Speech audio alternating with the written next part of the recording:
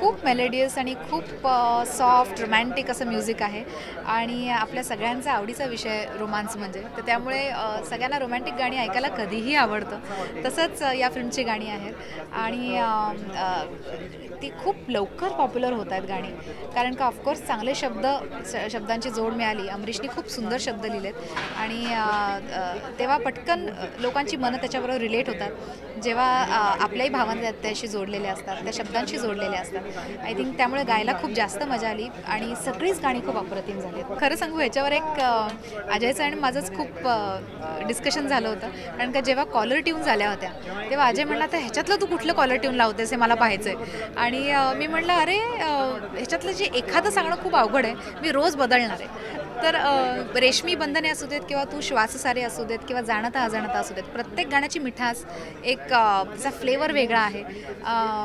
आणि रेशमी बंधने खूप इंडियन सिंगिंगचं गाणं आहे. बाकी दोन्ही गाणी जी आहेत त्यातलं एक आहे ते रोमॅन्टिक आहे, एक थोडं सॅड सॉन्ग आहे, पण तरी वेस्टर्न सिंगिंग आहे. त्यामुळे सगळी गाणी गाताना खूप जास्त मजा आली, वेगळे फ्लेवर्स देता आले गाण्यांमध्ये. आणि आय थिंक ऑडियन्सच्या ज्या अपेक्षा असतात त्या अल्बममधून नक्की पूर्ण. आय थिंक आपला मराठी प्रेक्षक जो आहे तो खूप आता नवीन नवीन गोष्टी ॲक्सेप्ट करायला लागलेला आहे. त्यांना एक थोडं जसं फिल्मचं लुक आहे, मॉडर्न लुक आहे, तसंच त्याचं म्युझिक पण तितकंच मॉडर्न आहे, पण तरी त्याच्यात इंडियननेस आहे, तरी त्याच्यात मराठी पण आहे. तर आय थिंक हे जे एक कॉम्बिनेशन आहे ते जेव्हा एक उत्तम रीतीने होतं तेव्हा ती गाणी लोकांपर्यंत लोकांच्या मनाला जास्त भिडतात.